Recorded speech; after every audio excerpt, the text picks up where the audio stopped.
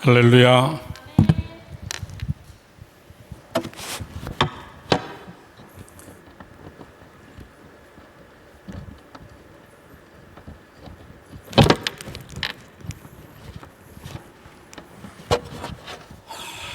옆에 분, 뒤에 분, 우리 한번 얼굴을 쳐다보면서 한번 인사합시다. 같이 예배드려서 기쁩니다. 이렇게 인사합시다. 내 옆에 뒤에 누가 앉았나 이렇게 보시면서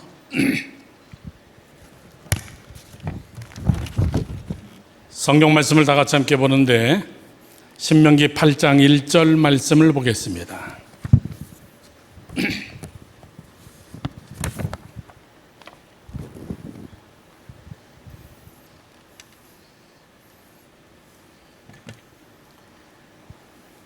신명기 8장 1절 말씀입니다. 한 절밖에 안 되니까 우리 다 같이 한 목소리로 시작. 내가 오늘 명하는 모든 명령을 너희는 지켜 행하라. 그리하면 너희가 살고 번성하고 여호와께서 너희의 조상들에게 맹세하신 땅에 들어가서 그것을 차지하리라. 아멘. 할렐루야.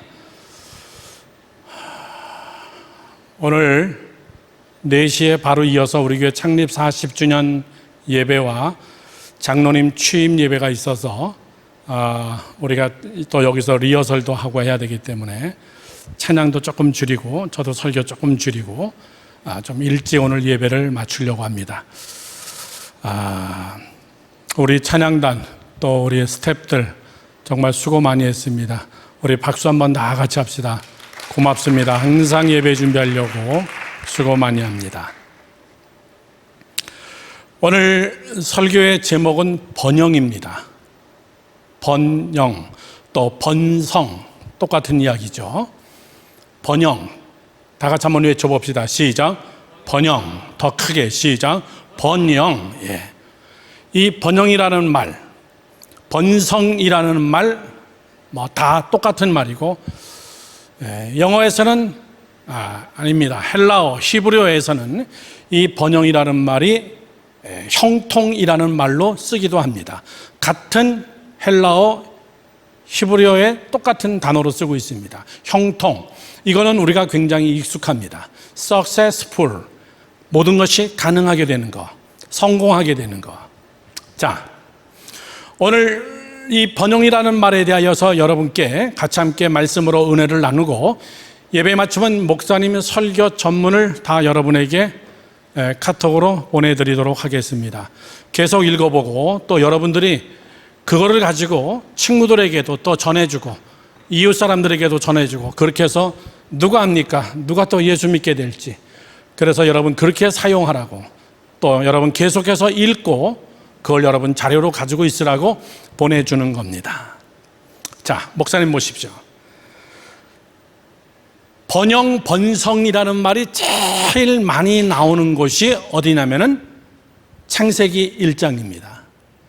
창세기 1장에 한 번이 아니라 하나님은 생물을 자연계를 하루 창조하고 번성하라 이렇게 얘기합니다. 또 물과 바다와 육지를 나눠놓고 물에게 뭐라 그러냐면은 식물들을 번성케 하라. 물에게도 명령했어요. 번성이라는 말로. 온 우주 만물을 다 창조하시고 사람에게 마지막 한 말은 생육하고 번성하여 이 땅에 충만하고 이 땅을 정복하고 이 땅을 다스려라. 영어로 얘기하면 한마디로 리더십을 확 준 거예요. 이게 여러분 번영이고 번성입니다. 하나님이 굉장히 이 단어를 많이 씁니다. 그런데 하나님이 사람에게 번성해라, 번영해라. 자, 잘 생각하세요. 이건 하나님이 우리에게 주신 축복이면서 권리입니다. 아멘. 나는 너를 번영하고 번성하라고 내가 너를 창조했지. 그렇게 자신 없게 쭈그러들게 그렇게 위축돼 가지고 그렇게 살라고 내가 너를 창조한 거 아니다 그 얘기예요. 하나님은 창조해놓고 그것이 그렇게 되기를 바라고 번성하게 되기를 바라고 하나님도 번성을 향하여서 우리를 정말 적극적으로 돕는 하나님이시다 그 얘기예요. 그런데 이 번성이라는 단어를 한 번 인간이 확 잘못 씁니다. 시간이 없어서 성경을 다 찾지 않지만은 어느 곳이냐면은 사람들이 번성하면서 바벨탑을 쌓습니다. 바벨탑을 쌓으면서 그 사람들이 스스로 뭐라고 얘기하냐면 우리가 번성하자. 우리가 우리의 힘으로 하나님처럼 한번 높아지고 우리도 한번 번성해보자. 그때 하나님이 그 음성을 듣고 그 말을 듣고 하나님은 바벨탑을 다 어지럽게 만들어버립니다. 자, 무슨 말입니까? 번영은 하나님이 우리를 가능케 하실 때, 그렇게 하실 때 되는 것이지, 우리가 스스로 하나님 없이 내가 번영하게 되겠다, 내가 스스로 하나님 없이 형통, successful, 그렇게 내 스스로가 하나님의 자리까지 교만해지면은 하나님은 여지없이 번영이 아니라 아주 콩가루로 만들어버리는 거예요. 번영이라는 나라는 하나님이 우리에게 주신 선물이면서 특권이면서 그것을 내가 지키지 못하고 그것으로 내가 교만해지면 하나님은 그 번영과 번성을 빼앗아간다는 거예요. 자, 오늘 여러분 이 주제는 젊은이들에겐 굉장히 중요한 단어입니다. 자, 여러분 스스로가 보세요. 내가 지금 정말 번성하고 있나? 번영하고 있나? growing up. 내가 점점 자라가고 있나? 아니면은 내가 자라지 못하고 정체 그 자리에 그냥 머물고 있나? 아니면은 내가 지금 뒤로 퇴보하는 기분을 가지고 있는 것인가?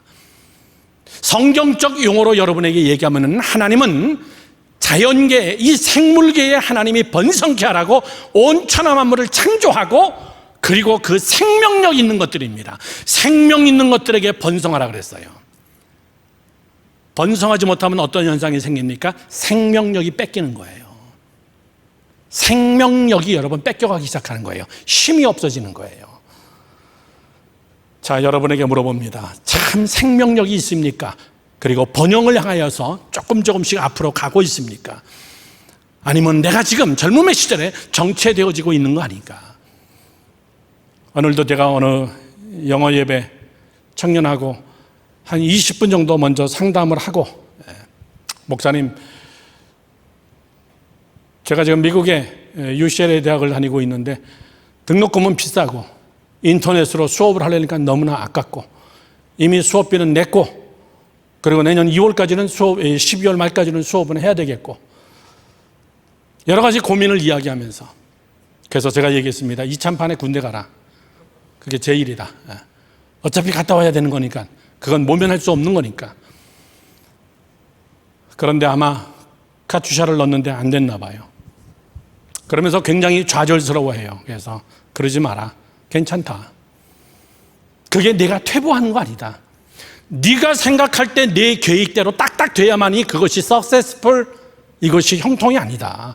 너가 지금 생각할 때 네 생각대로 안 돼가지고 나는 불통인가 보다 이렇게 너 스스로가 너 삶을, 너 인생을 지금 23살밖에 안 됐는데 그렇게 너 자신의 삶을 그렇게 딱 조이지 마. 어쩌면 네가 먼 훗날에 일반 사병으로 가서 거기서 더 고생하고 더 힘들게. 솔직히 얘기해봐. 너 카투샤로 가는 이유가 편하자는 거 아니야. 토요일 날이면 나 출퇴근하고 목사님이 보병 제5사단 36년 내 1대대 외워져 아주 그냥. 전방 GOP 부대에 있었기 때문에 카투샤들하고 같이 생활했어요. 걔네들은 다 금요일 저녁만 되면 퇴근해. 군인들이 퇴근을 해. 그리고 지들 바깥에 나가서 놀다가 그리고 주일날 밤에 들어와. 굉장히 편하더라고. 내가 지금 카투샤를 뭐라 그러는 거 절대 아니에요. 여러분들의 계획대로 안 된다고 내가 퇴보되는 건 아니에요.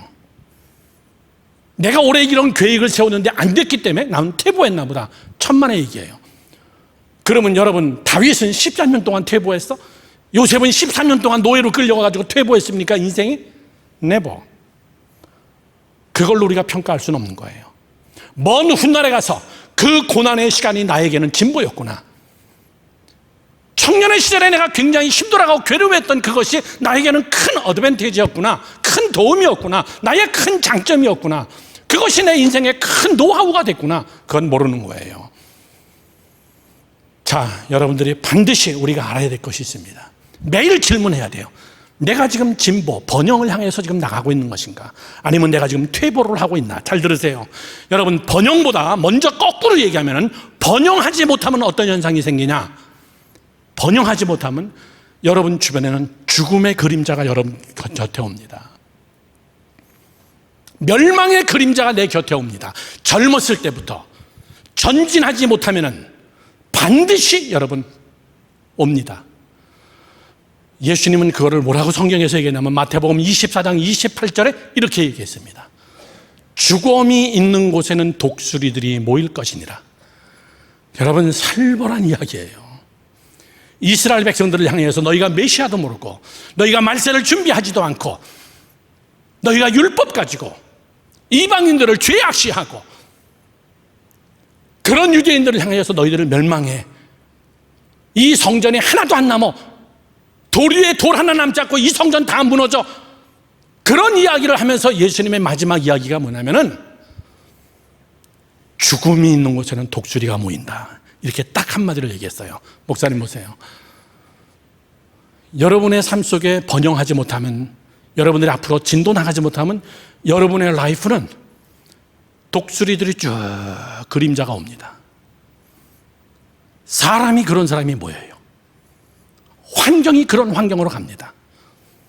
죽음의 그림자, 절망의 그림자, 퇴보, 이런 그림자가 내 옆에 쭉 옵니다. 자기 눈에는 그게 안 보여요.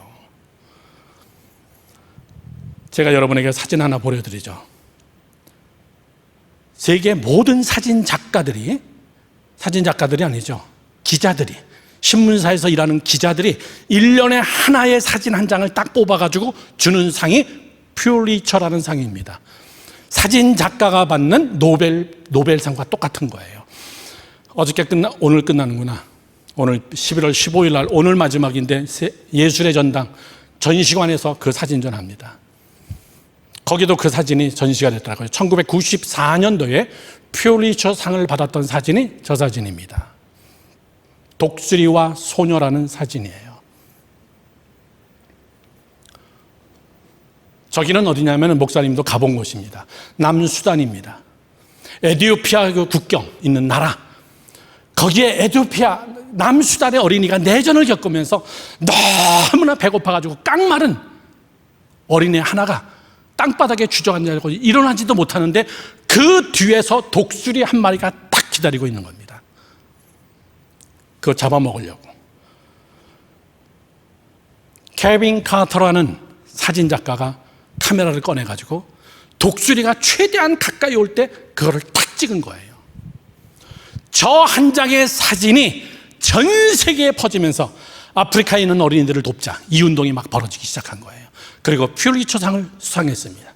그런데 저 사람은 그 사진을 찍고 4개월 있다가 자살을 해요. 이유는 케빈 카터를 사람들이 막 욕하기 시작했어요.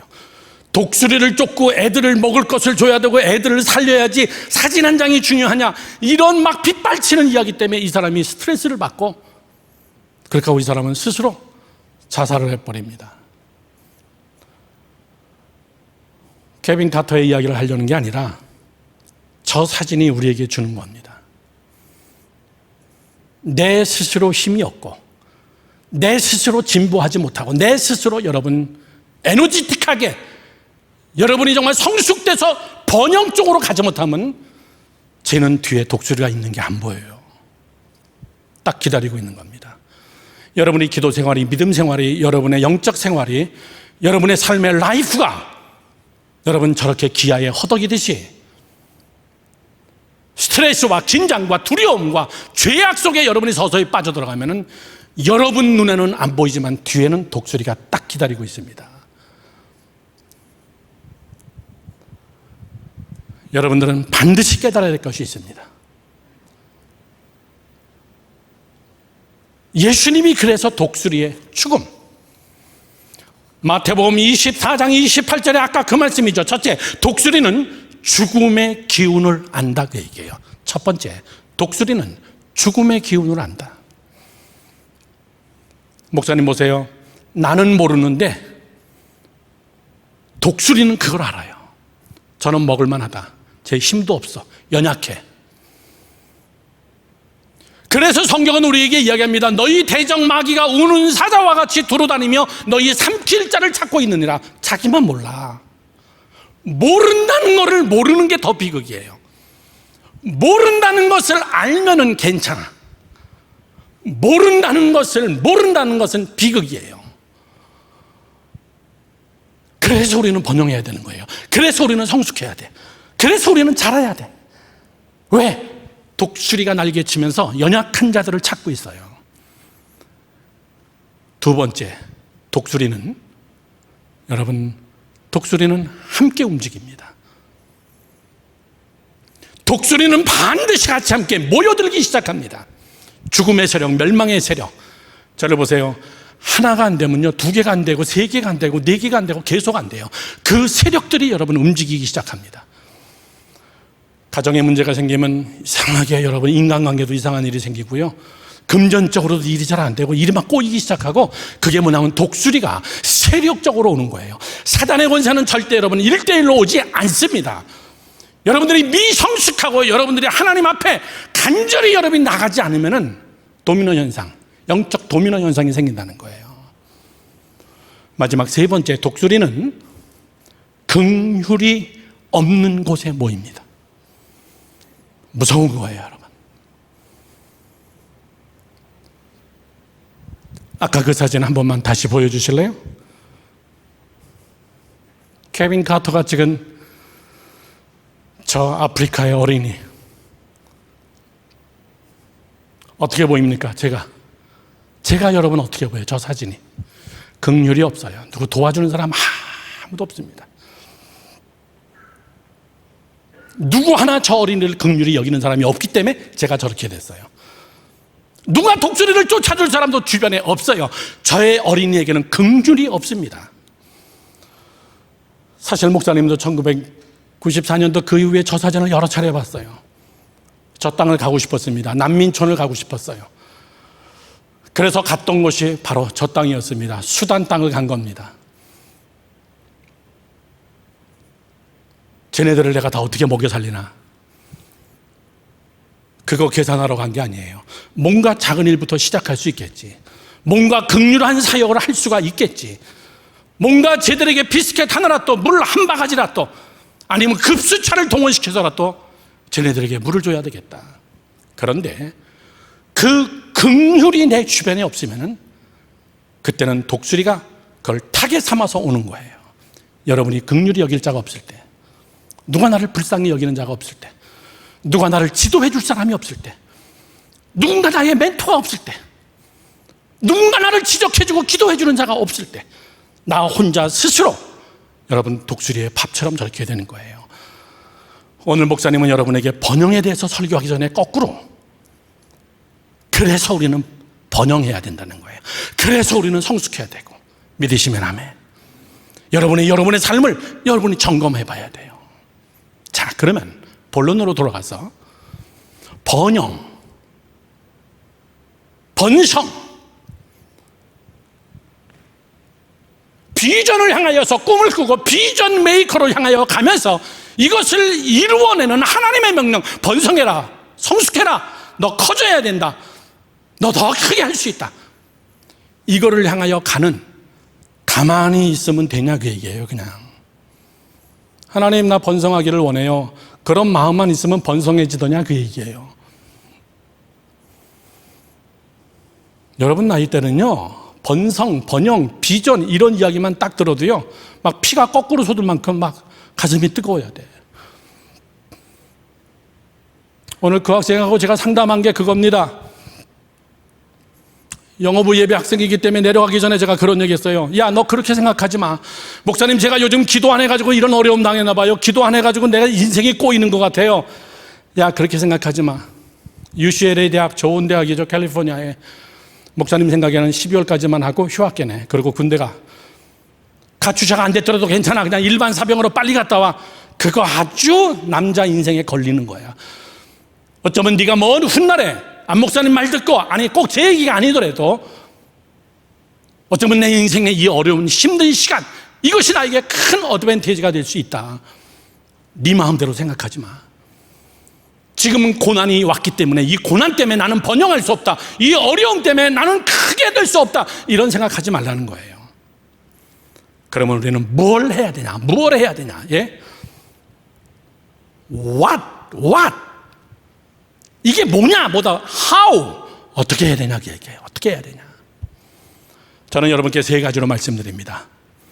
여러분이 지금 젊음의 시절에 정말 번성, 번영, successful, 형통, 여기를 향하여 나가기 위해서 여러분이 지금 정말,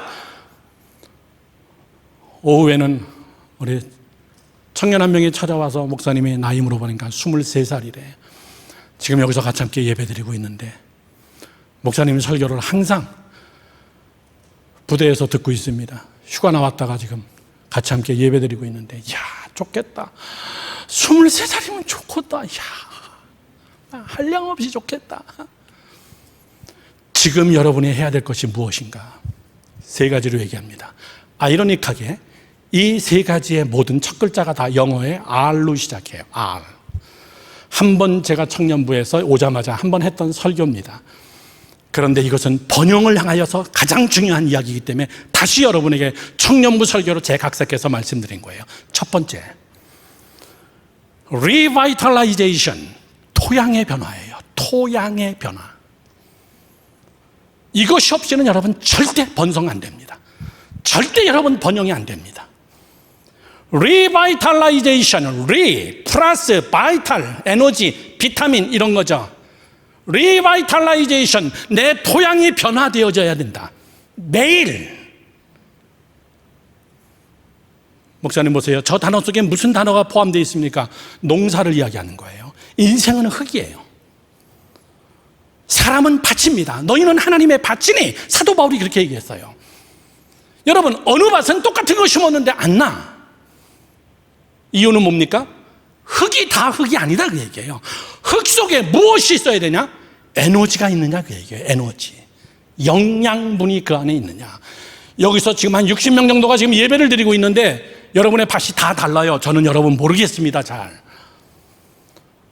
목사님이 한국 온 지 1년밖에 안 돼가지고 잘 몰라요. 이름도 다 못 외워. 그러면 여러분은 여러분 자신이 제일 잘 알잖아요. 내 밭, 내 인생의 밭. 무엇인가 눈물로 씨를 뿌리면 그 씨앗이, 그것이 여러분 싹이 나고 잎이 나고 열매가 맺어지느냐 그 얘기예요. 그것이 지금 growing up 되고 있느냐, 자라고 있느냐 그 얘기죠. 그것은, 내 밭은 내가 제일 잘합니다. 그러면 내 밭을 내가 어떻게 하는데요? 그건 내가 하나예요. 내 안에 토양에 에너지가 있냐 그 얘기예요. 토양에. 목사님은 미국에서 산 날이 많아서 비행기를 타고 가다가 미국 영토 쪽으로 딱 건너가면 벌써 뭔가 다르냐면요, 색깔부터가 달라버려요. 아프리카에서 비행기를 타고선 바다를 건너가지고 한 7시간 만에 미국 영토 쪽으로 딱 들어오면은 뉴욕 쪽입니다. 그러면 색깔이 달라요. 무슨 색깔이냐면은 땅이 파랗습니다. 나무가 새파래요. 그 비행기를 타고 남쪽으로, 저 남미 쪽으로 가다가 마이애미를 거쳐가지고 바다를 지나서 도미니카하고 아이티 쪽, 이쪽으로 날아가면 땅 색깔이 또 변해버려요. 땅이 다 하얘요. 못 쓰는 땅들, 에너지가 없는 땅들, 영양가가 없는 땅들, 아무 쓸모없는 땅들. 미국은 여러분 오이 하나가 이만하잖아. 수박이 너무 커서, 알지? 4분의 1통씩 잘라서 팔아. 다 못 먹고. 그 이유가 뭡니까? 밭이 좋아요. 밭에 뭐가 좋습니까? 흙이 좋아요. 흙에 뭐가 좋습니까? 흙 속에 영양분이 있어요. 그래서 오늘 성경이 우리에게 해주는 말은, 너는 하나님의 말씀에 창녀하라. 하나님의 말씀은 영과 육과 혼과 골수를 쪼개고도 남는 에너지가 그 안에 있다는 거예요. 요즘 목사님이 매주마다 무슨 설교합니까? 예수 그리스도, 그분의 이름이 뭐라고요? 신약시대에 그분의 이름은 예수였어요. 사람으로 왔기 때문에 이름 가지고 살아야 되기 때문에 3년 동안 쓰신 이름은 예수예요. 그러면 그분은 구약시대 때 없었느냐 그 얘기예요. 성자 예수는 구약시대 때 없었냐? 아니죠. 성부, 성자, 성령 삼위일체 하나님은 구약시대 또 있었어요. 그분의 이름이 뭐냐면 말씀이었습니다. 그 말씀은 에네르게, 에너지였어요. 말씀으로 천지를 창조했다는 것은 하나님 안에 있는 에너지로 이 세상의 우주 만물을 다 창조했다는 거예요. 세상에는 다 하나님의 에너지가 있습니다. 아멘. 그러면 여러분, 진정한 에너지가 뭐예요?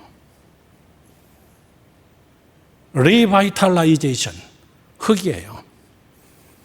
여러분, 목사님 목소리도 크고 굉장히 에너지틱하고 설교 열심히 하고 사역도 열심히 하는 것 같아도 나도 번아웃 된다. 나도 시험 들어. 나도 하기 싫을 때가 있어.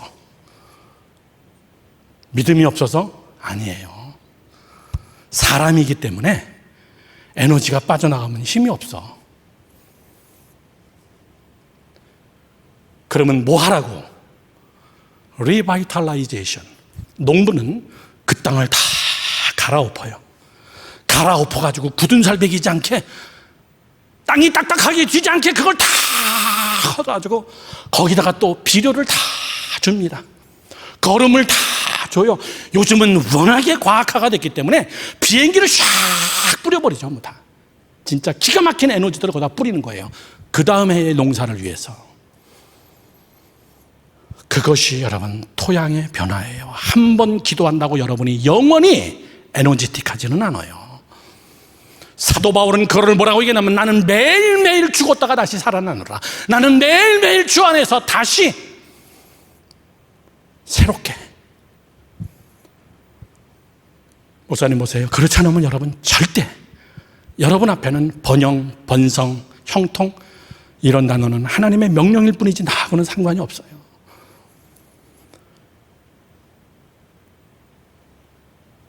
토양의 변화가 안 되는 이유 중에 제일 큰 게 뭡니까? 굳어버리는 거예요. 토양이 변화되지 않는 제일 큰 이유는 우리식으로 이야기합니다. 그게 뭐냐면은 미지근한 겁니다. 인본주의예요. 인본주의. 굉장히 무서운 겁니다, 여러분. 오늘 우리는 다 무슨 물로 샤워했습니까? 미지근한 물. 제일 따뜻한 물. 편안한 물, 아주 comfortable, 아주 따뜻한 물, 내 몸에 딱 맞는 물, 그 온도, 미지근한 물.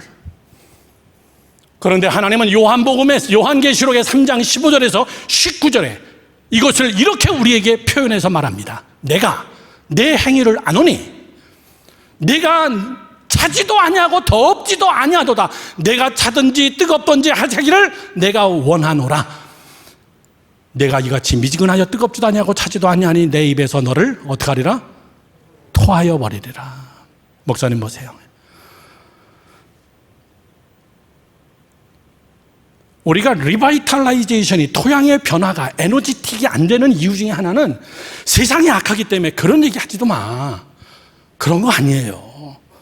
세상에 유혹이 많아서 그게 아니에요. 세상에 아무리 유혹이 많아도 내 밭에 내 흙에 에너지가 많으면은 그것들이 내 땅에 들어와도 나는 성숙하게 열매를 맺어요. 상관없습니다. 그거하고.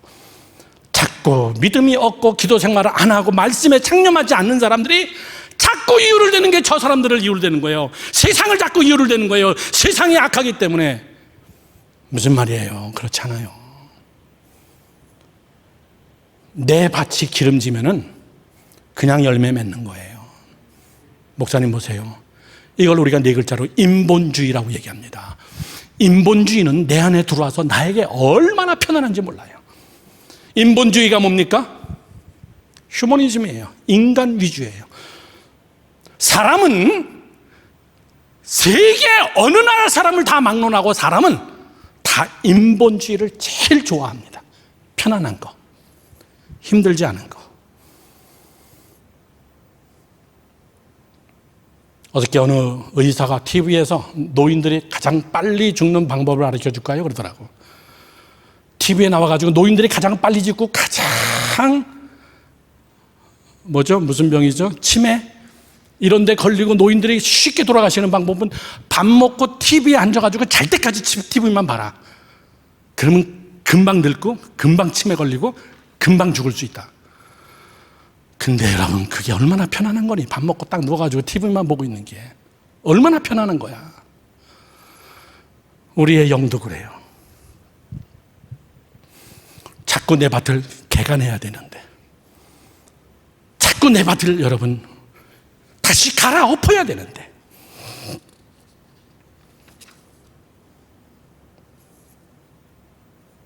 저러보세요. 영양분이 빠져나가면 영양분을 공급해야 돼요. 정말 하나님의 말씀 앞에 무릎 꿇어야 되고요. 내 스스로 세상의 흙도 여러분이 1년이면 다 파가지고 다 비료를 주는데, 나는 여러분들이 매일같이 첫 번째 이 R, 리바이탈라이제이션, 토양의 변화. 우리 인생은 죽을 때까지 농사져야 되거든. 그런 진보가 여러분에게 있기를 주님의 이름으로 축원합니다. 두 번째는 뭐냐면 개혁입니다. Reformation. 두 번째 R자로 시작하는 개혁이에요. 목사님 보세요. 개혁은요, 제도나 뭐 태극기나 촛불 들고 나가지고 개혁한다. 여러분, 그건 개혁이 안 돼요. 성경이 말하는 진정한 개혁, 다시 한번 올려주세요. Reformation이 뭡니까? 리자를 빼버리면 다 R자로 시작한다 그랬죠? RE가 붙으면 다 다시 이런 뜻이잖아요. 포맷은 뭐예요? 완전히 포맷된 거, 딱 굳어져 버린 거, 그냥 딱 포매팅이 돼버렸어요. 그것을 다시 꺼내가지고 다 리포맷 시켜버리는 게, 그게 개혁이에요. 자, 목사님 보세요. 고정관념을 깨라 그 얘기예요. 신앙생활에서 고정관념을 깨지 않으면은 예수를 따르는 것 같은데 예수를 죽여요. 그게 누구냐면 유대인들입니다. 그들은 뭐에 포맷되어 있냐면 율법에 포맷되어 있습니다. 자기들이 하나님을 제일 잘 믿는다고 생각했기 때문에 그가 예수를 죽여버린 거예요. 이 무식한 사람이 용감하면 제일 무서워.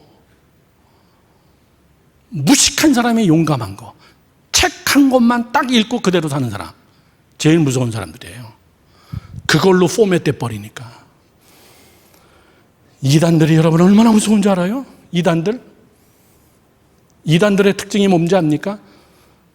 그 사람들은 흰색을 검다 그러면요, 그냥 검게 믿어버리는 거예요. 까맣게 그냥 생각해 버리는 거예요.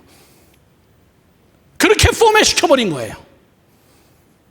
우리가 신앙생활하면서 굉장히 무서운 것, 왜 우리는 신앙의 성숙이 안 될까? 왜 우리는 더 깊이 있게 영적인 세계로 들어가지 않을까? 어떻게 목사님이 성경 공부할 때 그런 얘기 했습니다. 세상에는 영적인 세계와 육적인 세계가 있는데, 보이는 세계와 보이지 않는 세계, 이 두 세계는 라틴어, 헬라어로는 뭐라고 얘기하냐면 카이로스의 시간과 공간과 하나님의 시간, 그리고 인간이 쓰고 있는 크로노스의 시간이 있다는 거예요. 카이로스의 하나님의 시간과 공간이 크로노스의 인간의 세상에 들어와서 일을 해야 그것을 변화라고 얘기하는 겁니다. 아멘이십니까? 그렇게 되지 않고는 인간의 힘으로는 여러분 개혁이 안 돼요. 기껏 개혁해봐야, 목사님 보세요, 사람 바꿔버리는 거예요. 그거 사람 바꾼다고 되는 거 아니다. 제도를 바꿔버려요. 제도 가지고 개혁됐으면 이 세상이 벌써 천당됐게. 그거 가지고 되는 거 아니에요. 목사님 보세요. 그거는 다른 거 아닙니다. 내 안에 진리가 있어야 돼요. 진리. 진리는 뭡니까? 꽃은 마르고 푸른 시드나 주의 말씀은 영원하다. 내가 곧 길이요 진리요 생명이다. 예수 그리스도 그분이 스스로 우리에게 던져주신 말씀이 뭐냐면, 세상에 우리에게 제일 힘든 세 가지의 단어 뭐예요? 길. 목사님이 설교할 때마다 이거 나올 걸 아마. 여러분이 앞으로 인생 속에서 제일 힘든 게 뭔데요? 길이야, 길. 이게 이 길이 맞냐 이 얘기예요. 저 사람이 맞냐 그 얘기예요. 내가 지금 전공 제대로 택했나 이야기죠. 내가 저 사람하고 결혼해가지고 정말 제대로 앞길로 갈 수 있을까? 전부 다 길싸움입니다. 그런데 예수 그리스도 그분은 우리에게 보혜사 성령을 보내주시사 성령이 너희를 위하여 마땅히 알지 못하는 것들을 친히 성령이 우리 안에서 너희를 위하여 친히 간구하시느니라. 그 보혜사 성령은 우리 안에서 너희를 진리 가운데로 이끌어 줄 거다. 우리는 마치 맹인 같아서 보혜사 성령 예수 그리스도의 진리를 붙잡으면은 그분이 나를 거기로 이끌어 줄 거다 그 얘기예요. 내비게이션, 자동차 안에 있는 내비게이션, 그거대로만 쫓아가면 돼. 그거대로만 쫓아가면 돼요. 예수 그리스도 그분은 우리의 길이라 그랬어요. 그게 진리입니다. 그게 생명이에요. 죽고 사는 문제가 거기에 달린 거예요. 그러면 진짜 개혁은 뭐냐 할 때는 내 안에 그 예수 그리스도의 에너지가, 말씀 하나님, 내 안에서 그분이 가득 차 있냐 그 얘기예요. 내 영에, 내 혼, 내 마음에, 내 육체에 인간적 삼위일체 속에 하나님적 삼위일체가 그대로 삼각형 그대로 맞아가느냐. 그러면 어떤 현상이 생깁니까? 목사님 보세요. 그러면 리포메이션, 두들겨 엎어버리는 거예요. 다시 하는 거예요. 꼭 이렇게 하라는 법이 있냐? 죄를 얘기하는 게 아니에요. 내가 더 하나님 앞에 나갈 수 있는 것이 뭔가? 꼭 이렇게만 살아야 되나? 조금 가난하게 살고 좀 불편하게 살고 그렇게 하고 더 멋있게 살 수 있지 않겠는가? 세상 사람의 방식대로 그대로 사는 것이 성공일까? 꼭 그렇게 하지 않아도 낯선 땅에서 아침을 맞이하라. 어떤 책의 제목이에요. 얼마나 멋있어요. 낯선 땅에서 아침을 맞이하라. 안 가봤던 땅에서 아침을 맞이해봐라. 아시아를, 전 세계를 통합하려고 했던 징기스칸의 대륙을 말 타고 달리면서 징기스칸이 한 말은, 남자라면 똑같은 자리에서 이틀 자는 것은 수치로 알아라. 똑같은 데서 텐트 치고 이틀 이상 자는 것은 수치로 알아라. 무슨 말입니까? 계속 앞으로 나가라 그 얘기예요. 계속 정복하라. 계속 낯선 땅을 향하여 가라. 왜? 아브라함이 그랬거든요. 내가 내게 보여줄 땅으로 가라. 아브라함아, 염려하지 마라. 내가 너와 함께 할 거다. 주여, 여기가 좋사오니. 그런 얘기하지 마라. 나는 내 안에 비전을 두었고, 나는 내 안에 내 계획을 두었는데, 내 스스로가 오늘의 여기에 만족하지 말고 내가 일주일에 한 번 예배 나오면 되지 않았느냐, 이걸로 만족하지 마라 그 얘기예요. 오늘 장학희 목사님하고 점심 먹으면서 한국에 나와 있는 선교사님들이 지금 수천 명입니다. 코로나 때문에. 잘 됐다. 옛날에는 목사님이 직접 그 나라 가서 그 나라 선교사들을 훈련시키고 선교사 수련회 강사라고 그랬는데, 그 사람들을 다 불러가지고 우리 교회에서 한 방에 그냥 다 교육시켜버리자. 그래서 비디오를 제작하려고 그랬어요. 라운드 테이블 비디오를 제작하고 제가 같이 함께 하면서 선교사님들을 다 청빙해가지고 여기서 교육을 시키자. 얼마나 좋냐. 그리고 서로 다 같이 함께 네트워킹을 가지고 같이 함께 사역할 수 있는 그런 방법을 같이 함께 모색을 하자. 목사님이 정말 진지하게 생각하는 게 아까 사진에 나왔던 수단입니다. 그날 이후로 수단은 남수단, 북수단으로 여러분 갈라졌어요. 서로 전쟁을 하기 시작했습니다. 약 6천만 명의 이민자들이, 난민자들이 나오기 시작했어요. 그들의 삶은 저희 아들하고 같이 가서 다 취재해봤지만은 정말 비참하거든요.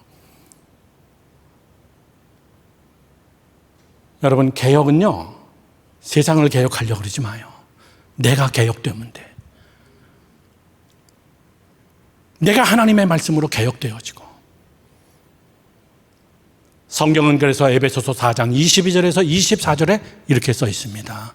너희는 유혹의 욕심을 따라 썩어져가는 옛 구습을 쫓는 옛사람을 벗어버리고 오직 너희의 심령이 새롭게 되어 하나님을 따라 의와 진리와 거룩함으로 지으심을 받은 새 사람을 어떻게 하라? 입으라 그 얘기예요. 아, 새 사람은 입는 거로구나. 옷이로구나. 맞아요. 새 옷은 여러분 아무리 새 옷을 입어도 이틀이나 3일 가면 더러워져요. 또 빨아야 돼. 새 사람은 한 번, one time 새롭게 된다고 영원히 새로워지지 않아요. 개혁은 어느 날 내가 한번 하나님 앞에 무릎 꿇고 왕창 한번 눈물 흘리고 성령 한번 충만하게 받으면 끝이었으면 얼마나 좋겠냐.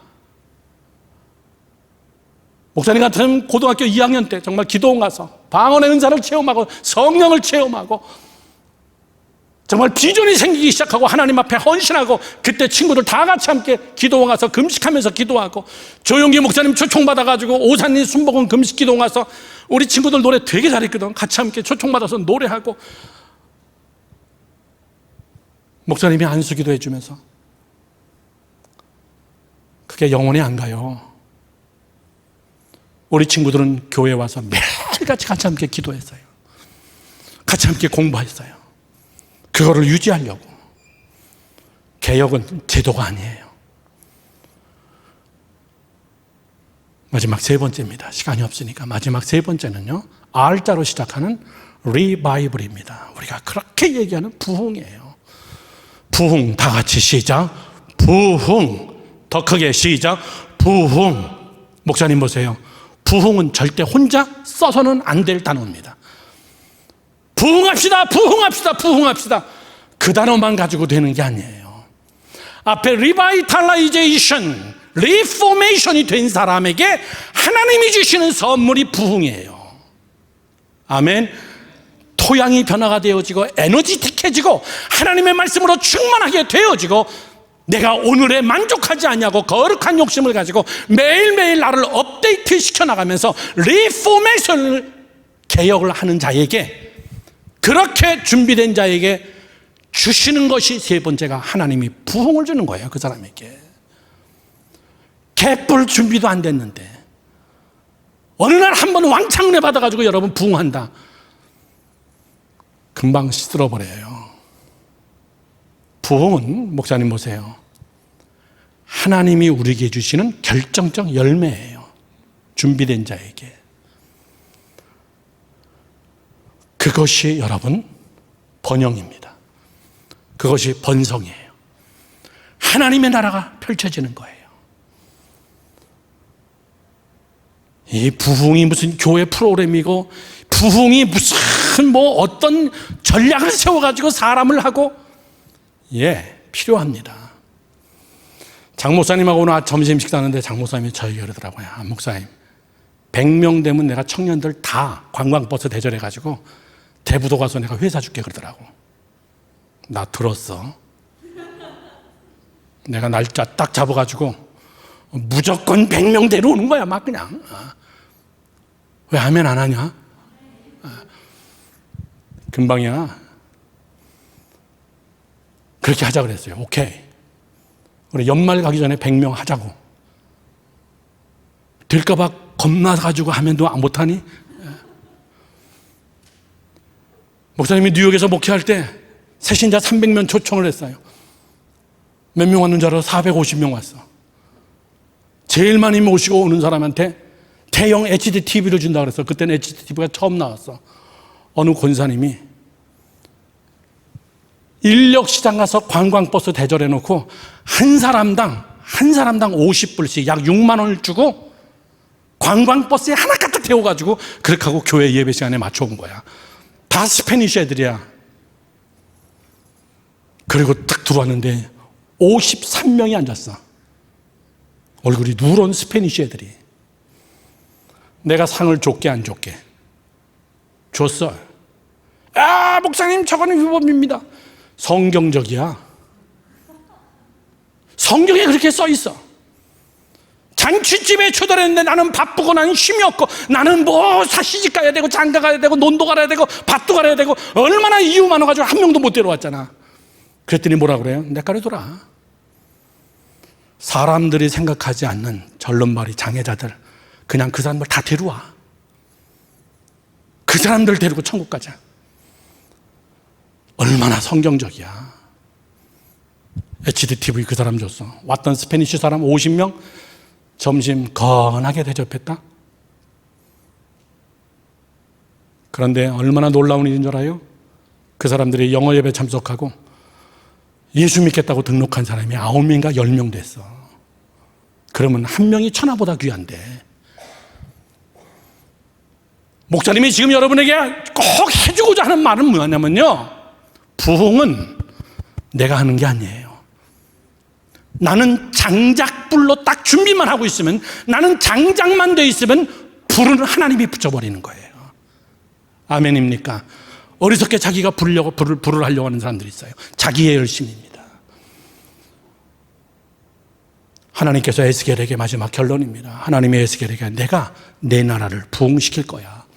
에스겔이 하나님 말도 안 되는 얘기 하지 마세요. 지금 우리 바벨론의 포로로 끌려와가지고 지금 완전히 동물이하로 살고 있는데 여기서 무슨 부흥이 있고 우리가 무슨 해방이 있을 수 있겠습니까? 하나님은 에스겔에게 환상을 보여줍니다. 그 환상이 뭐예요?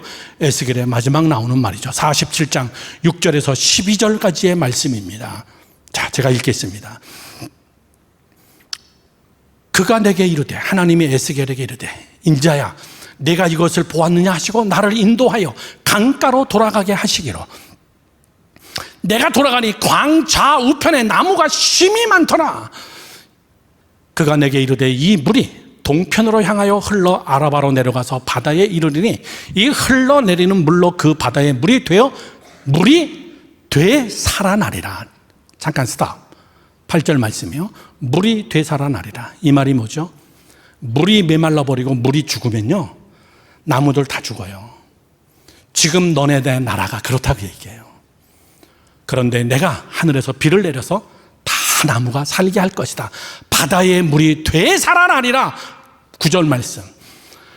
이 강물이 이르는 곳마다 번성하는 모든 생물들이 살아나고 또 고기가 심히 많으리니 이 물이 흘러가므로 바닷물이 되살아나겠고 이 강에 이르는 각처에 모든 사람이 살 것이며 또 이 강가에 어부가 설 것이며 엔디게에서부터 에네글라인까지 금을 치는 곳이 될 것이라.